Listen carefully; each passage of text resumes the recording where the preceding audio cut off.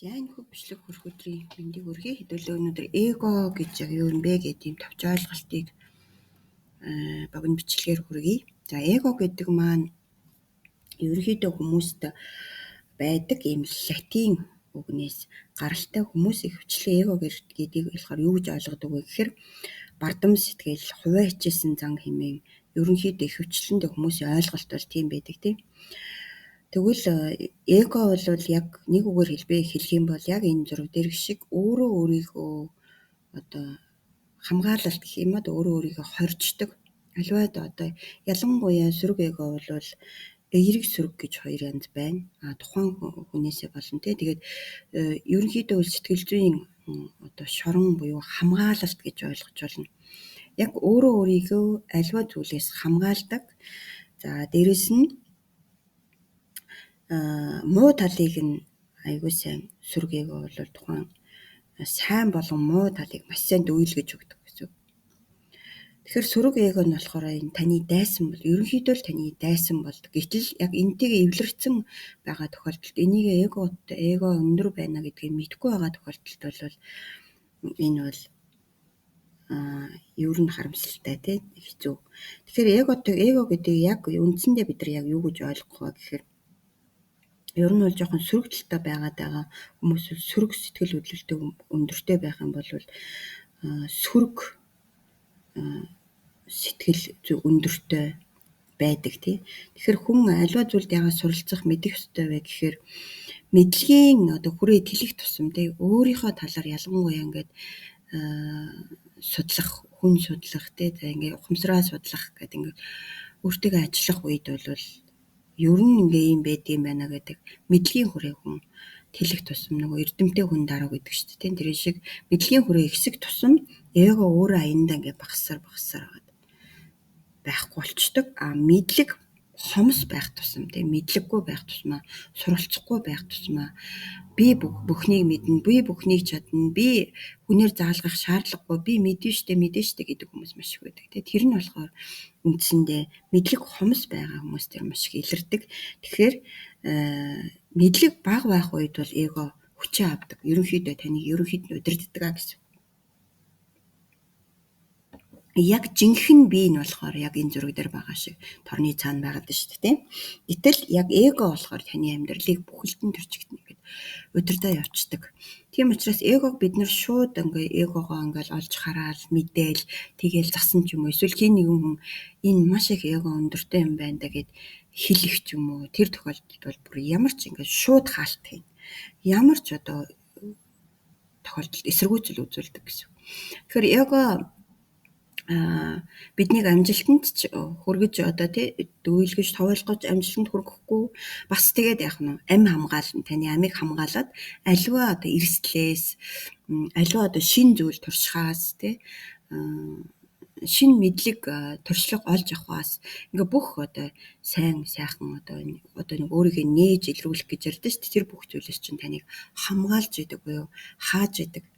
Тийм учраас нэг ийм эготой хүмүүс бол нэг л тийм сайхан ч амьдрахгүй тий тэгээд бүр амар ингээ болохоч ястахгүй хамгаалтан тэгээд нэг ингээд яваад идэг байна шүү дээ. Тэгэхээр яг үндсэндээ бол эго яг яаж үүсдэг гэхээр ерөнхийдөө бол яг л биднийг хамгаалах механизм л гэсэн. Одоо хоёрыг дуулах шиг тийм. Тэгээд тэр нь зөвхөн муу зүйлээс биш сайн муу бүх зүйлээс биднийг ингээ хамгаалаад ингээд болчдөг. Тэгээд сайн зүйлээс болохоор яаж эго хамгаалдаг вэ гэхээр сайн зөвлөлт хүн моралин дуудах, сайн хүмүүстэй уйлзуулж учруулах одоо ингээд те яг өөрт нь амьдралд нь хэрэгтэй.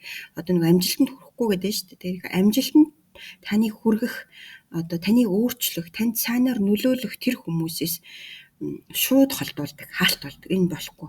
Энэ бол чивт хоёр урд нь өмнө ийм байгаагүй, ийм болж чадахгүй. Энэ хүний ярьж байгаа шиг одоо ингэж одоо сайн сайхан болно гэж байхгүй.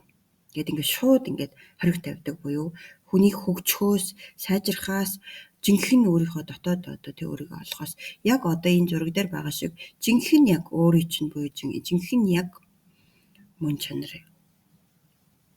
өөрөө жинхэнэ өөрөө биш гэдэг байна шүү дээ. Тэгэхээр өөрийн чинь бол ингээ хаатсан байж байгаа. Тэгээд тэр эго нь өөрөө таны өмнөөс хүмүүстэй харьцаад хүмүүстэй яриад хүмүүсийг одоо хэрэгтэй хүмүүсийг чинь болно, хэрэггүй хэрэгтэй хүмүүсийг одоо өөрөөсөө олдуулаа, энэ хэрэггүй юм байна, энэ бол болохгүй, энэ бол бүтэмжгүй гэдэг ингээд нэг тийм бүх зүйлийг эрсдэлтэй гэдэг талаас нь харуулдаг. Тэгээ хөгжихөөс тухгүй байдлаас ер нь тухгүй байдал хүнийг амжилтанд хүргэдэг шүү дээ, тийм. Шүүмжлүүлэхээс хүмүүсээс хамгаалдаг. Тэгээ одоо жишээлбэл сошиал орчин дээр бид нар аливаа бараа бүтээгдэхүүн борлуулах ч юм уу сошиал орчин дээр бид нар ил гарч иж өөрийгөө болон зарж байгаа, борлуулж байгаа, өөрийнхөө хийж байгаа зүйлээ брэнд болгож олон нийтийн сүлжээн дээр ил гарч ирэх хэрэгтэй байгаа шүү дээ. Гэтэл хүмүүс чамайг шүүмжлэнэ, муу хэлнэ, одоо сошиал дээр хүмүүс таньдаг болчвол ингэн гэдэг ингээд хамгаалалт болчдөг байх нь тийм. Тэгээд эрсдэл аливаа эрсдэл шин зүйл одоо өөрчлөгдөх, сайжрах, илүү одоо хүн болохоос одоо байгаагаас илүү сайжрахаас хамгаалцдаг байх нэ. Тэгээд дайсан юм уу эсвэл найз юм уу гэхээр энэ бол таны хувьд одоо та яг эгондоо яг бүрэн дүүрэн эгондоо ингээ хөтлүүлсэн бүх зүйлийг гадна үзэмжнээс нь дүгндэг, гадаад өнгөнөөс нь дүгндэг байгаа бол та яг цэвэр эгондоо тийм хөтлүүлсэн буюу тэр мэдлээ өгсөн яваад байна л гэсэн. Тэр тохиолдолд бол эго үнэхээр таны дайсан. Таныг юусоо бүх зүйлээс сайн сайхан зүйлээс чухалдуулж байна л гэсэн. Эерэг одоо зан төлөв одоо давамгайлж одоо бид нар эгогоо дарах юм бол тийм чадах юм бол энэ эргээд таны найз болох юм боломжтой байдаг. Тэгэхээр аливаа сайн одоо зүйлүүдээс одоо ингээд эготой хүмүүс ер нь бол ярилцаал үзэхэд андшгүй л байдаг. Маш их бусдыг шүүмжилдэг. Би чадна, би ганцаараа амьдарч чадна гэд одоо эр нөхөр эхнэр авахаас татгалцдаг. Тэгээ би энэтэй энэнгүү би өөрөө амьдрна гэдэг юм уу. Тэ нэг юм сүрг итгэл үнэмшилтэй хитрхи итгэцэн. Тэгээ би чадна, би бүтээн, би бол мундаг, би тийм ажил хийхдээ одоо хийж байгаа ажил дээр бол би үнэхээр супер хамгийн шилдэгэн тий яг хөө тэгэл шилдэгэн байж чаддаг л байх л та. Тэ нөгөө эго нь өөрөө бусдаас илүү байх, хүний анхаарал татах тийм байгаад байдаг. Тэгсэн хэрнээ яг энэ хувь одоо хүн гэдэг талаасаа бол хөгжүүлэхийг хордог. Тэр нь бол их зантай. Одоо хин нэгэн хүний доор орохыг хүсдэггүй учраас бусдын доор ажиллаж байхдаа яг ижилхэн тэр бусдын доор ажиллаж байгаа 10 хүн 100 хүнтэйгээ өрсөлдөж байгаа л тэр эгоны хүчээр бол тэр 10 хүнээс илүү ажиллах ч юм уу тэ илүү цагаар одоо бүр ядарч зүдэрж байгаад ч болтугай ингээд тийм илүү ажилдаг, илүү шагнал урамшуул хажуулж чаддаг. Гэхдээ тэр нь дандаа ингээ бусдын дургуйцал, бусдын одоо ийм сөрөг сэтгэл хөдлөлүүд дээр өөрөө ч гэсэн энэ дээр ингээ суурилж явж байдаг учраас маш их зантай. Тэг хүмүүст нэг тийм таалагдахгүй шүү дээ. Ер нь яг өндөртэй хүн ч өөрөө тий. Тэгээд яг өөрийн одоо махан биеэрээ болон ингээд ашиглаад бусад зүйл ашиглаад ингээ бусдаас илүү гарахтаа бол илүү гарын ивэл бас чадна. Тэг гэхдээ яг өөрөө бие дагаад бизнес хийх, бие дагаа өөрийн брендээ үүсгэх, бие дагаад одоо өөрийн бизнесийг босгох хүмүүс бол дандаа хүмүүстэй ингэж харьцаж, хүмүүстэй халуун дотн харилцаа, зүрх сэтгэлээсээ ингэж хүнтэй харьцаж тэр хүн чинь аливаа зүйлд ингэж хүмүүстэй зөв хүмүүсийг өөртөө татаж, зөв хүмүүстэй хамтарч тэгээ өөрөө тэр хүмүүсээ дэсээ одоо суралцаж одоо би чинь дутуу юм байна, энэ хүнээс би сурах юм байна гэдэг юм чинь эго багтаа хүнээс л гараад байгаа. Тэгэхээр эго өндөр бол хичнээн тэр хүн мундаг байсан ч тэрийг мундаг хүн, үнэхээр сайн хүн, үнэхээр ухаантай надад хэрэгтэй хүн гэж хүлээн зөвшөөрч чаддгүй. Өөрөөс нь илүү хүмүүст үндсэндээ бол дургуул гэсэн. Тийм үү. Тэгээд тийм учраас өөрөө хөгждөг. Яагаад гэвэл бид нар энэ орчлын ертөнцийн насан туршдаа бид нар байнгын суралцах нь бол дан багш савын барилдлагаар биш. Суралцсан гэдэг маань хүүхдээсээ, ээжээ аваасаа, эргэн тойрныхоо хүмүүсээс дан тэр одоо өөрт хэрэгтэй зүйлүүдийг ингэж суралцж байна гэдэг маань хүн өөрөө хөгжиж байна гэсэн үг байхгүй. Гэтэл тэр болгоноос хачдаг. Тэгээ тэр болгоныг доош нэгээ тэр бүтэхгүй, энэ бүтэхгүй. Тэгээ энэ бол угаасаа ийм хүн байна. Тэр бол тийм байна гэх. Ямар ч одоо ухаантан, сэхэнтэн, гэгэнтэн байсан ч гэсэн яаж иж байгаа л нэг тий үгүйсээ болоод тэгээл ингээд өөрөөсөө түлхчихдэг. Ийм одоо аюултай дайсан байх нь шүү дээ. Эго гэдэг нь өөрөө ийм учиртай.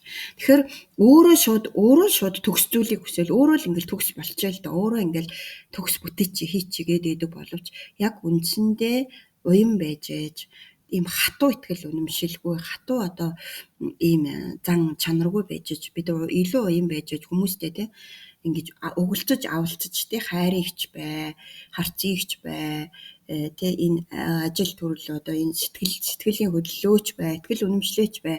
Яг хатуу яг тийм гэхгүйгээр тийм би тэгж бодсон. Тэгвэл ингэж нөгөө өнцгөөс нь харуул бас ийм юм байна те ингээ хүмүүстэй ингээд нэг зүйлийн талаар ингээд өгөө аваатай ярилцчих чаддаг. Энтер байж хүн өгждөг тий. Гэтэл тэр болгоноос хамгаалждаг бахнэ.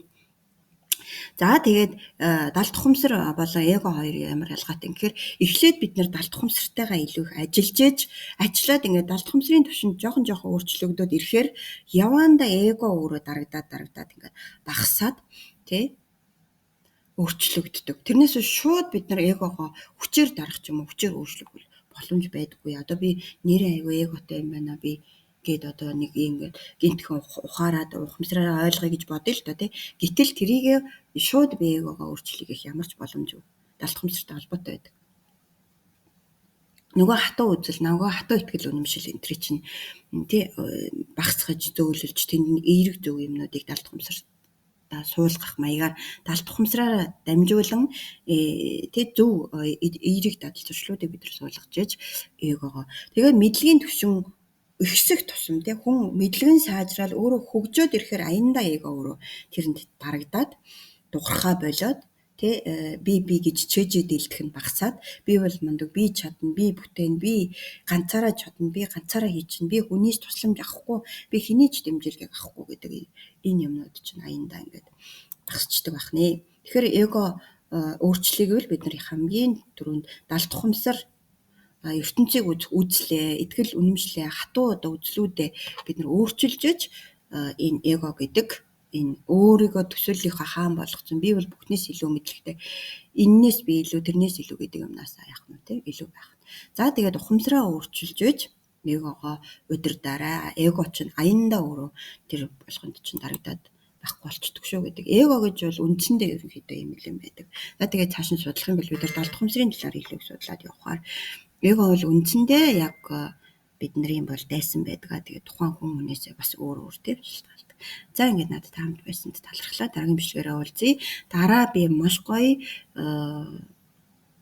өшөө дэлгэхгүй дэлгэрүүлсэн гоё бичлэгүүд оруулах учраас хамт байгаарай.